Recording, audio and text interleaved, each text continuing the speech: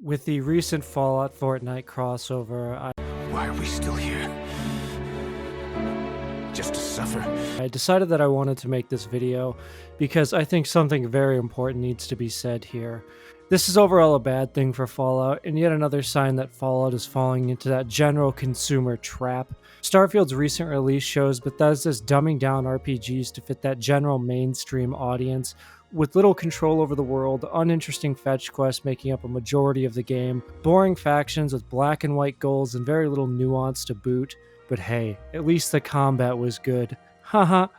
And of course, it was written by Emil, and Fallout 5 will probably also be written by Emil. So, the reason I decided to make this video today is that Fallout Fortnite crossover. And before we get started in anything, please be sure to like, follow, comment, subscribe, all that cool shit. It really helps me out. So again, if you could do that for me, really appreciate it. Like the video, hate it, whatever. I want to hear your takes on this and go from there. Starting off, I don't actually dislike Fortnite. I actually think it's quite fun in the no-build mode.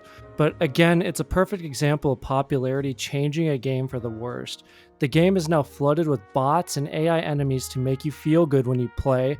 The metas from the past are now frowned upon and avoided due to their competitiveness. Things like the double pump and now weapons and vehicles designed to make building less powerful, which overall add to the game because of their competitive skill level and skill ceiling that they add.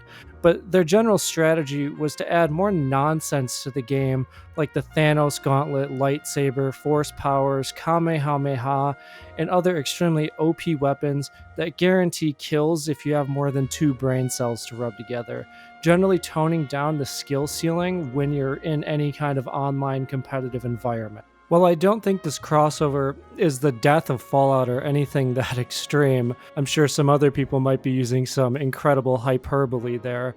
I think it's incredibly telling that the desired fan base is not hardcore fans anymore. It's people who haven't been in the series, and it is doing this at the cost of the franchise's soul. Popularity is something every developer wants and is healthy for games like Crow Country or Helldivers that didn't have any established fan base or extremely niche ones at that.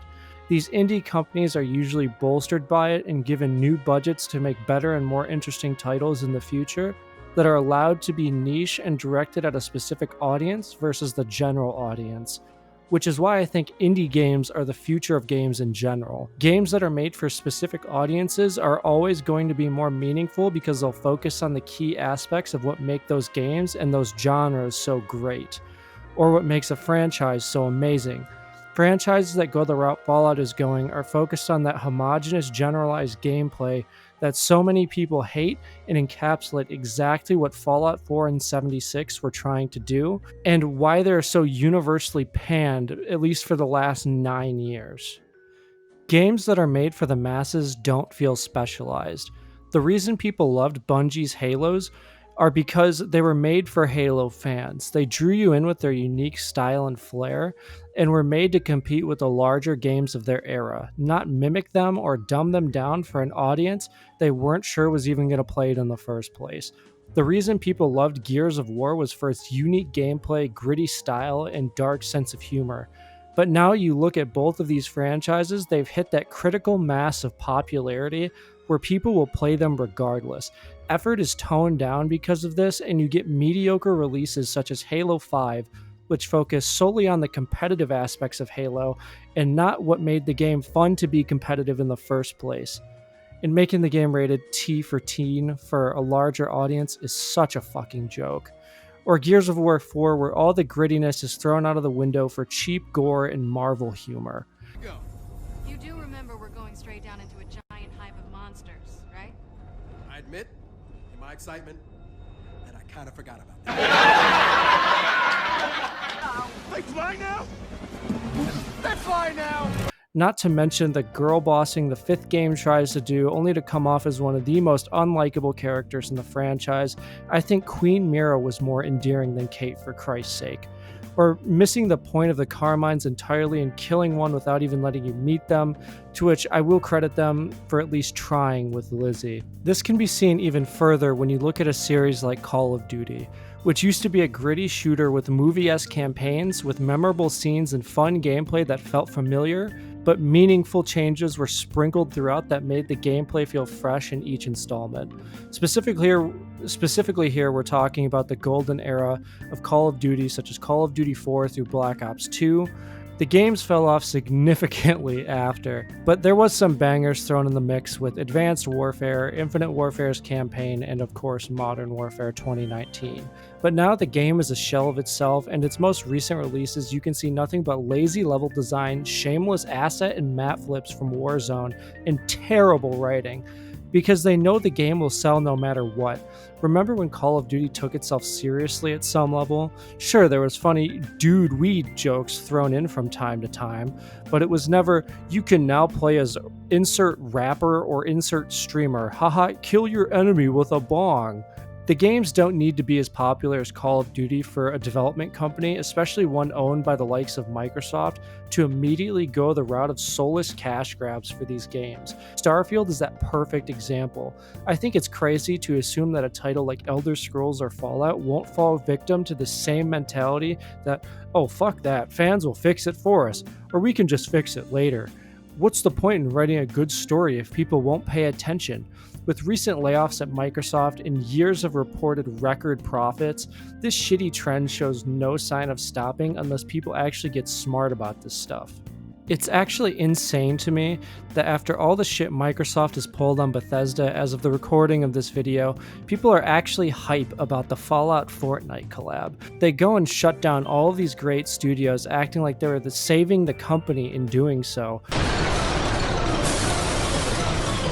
A victory for the working man! My work here is done. But our workplace is destroyed! Ah, hell go on welfare! Kick back, get a six-pack and relax. You deserve it after all this work.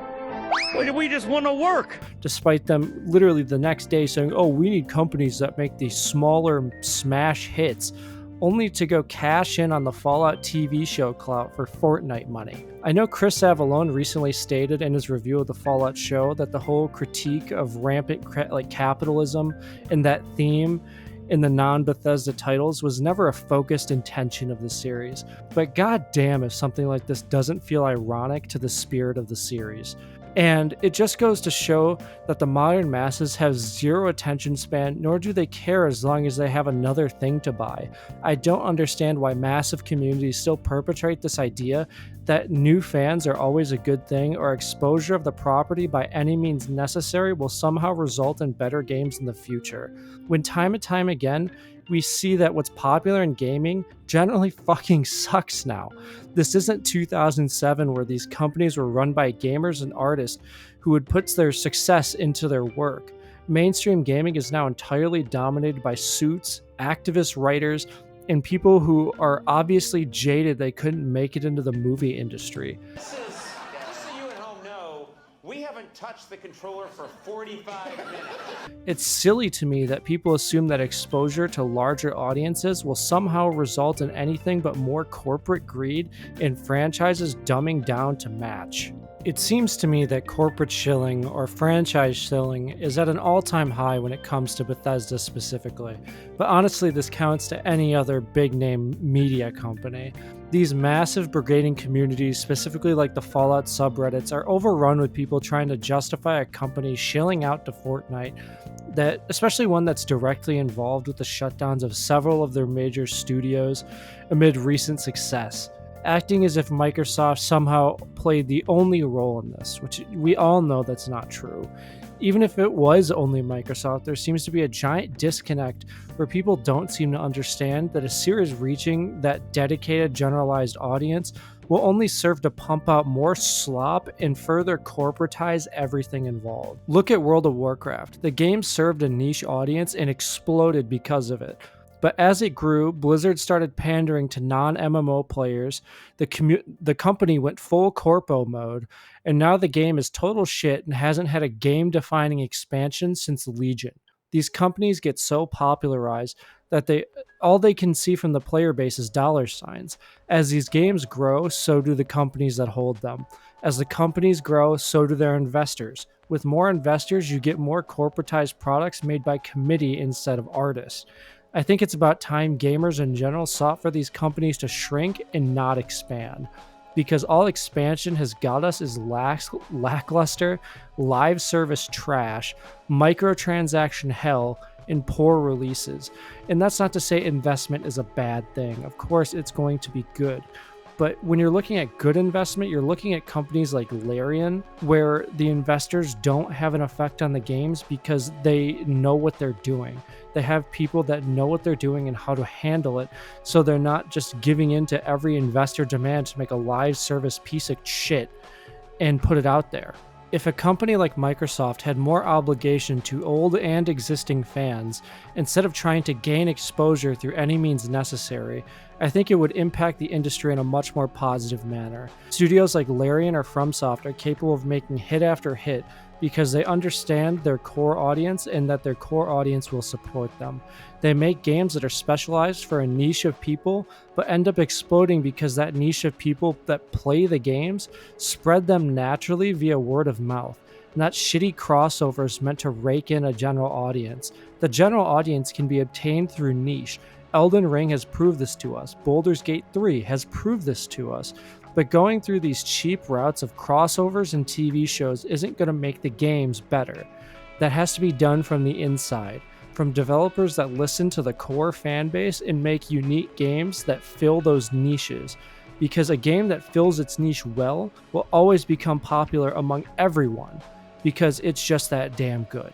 Look at Crow Country or Helldivers, two extremely recent examples of games that are made for a niche, that exploded naturally because they filled their niche, made art, and made games that felt meaningful, and it felt like it was for fans of the franchise, both returning or new. And I just want to say, I don't completely hate the idea of a crossover. I think it can be done well, and I think Fortnite is a fun game to obviously cross over with. But at the same time, I feel like this is definitely indicative of the future of the franchise, at least to some level. If Starfield came out and it was a hit and showed that Bethesda was, still making peak RPGs and still going out there and putting down hits, I would be completely fine with this because there'd be faith in Bethesda in what they're doing. But after Starfield, it's really hard to trust that company with anything moving forward, and it's very hard to see this as anything other than just a shill campaign to get as many generalized fans into the franchise as possible. And it feels, I say this so much, but disingenuous.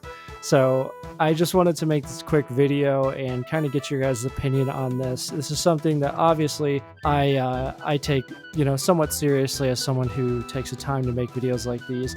So if you like these videos, please be sure to like, comment, subscribe, give your opinion, like it or hate what I just said. I always love to hear it and love to comment and, interact with you guys on all of these different things. So please, if you can, make sure you do that, and I appreciate that. Have a good one, guys. Peace.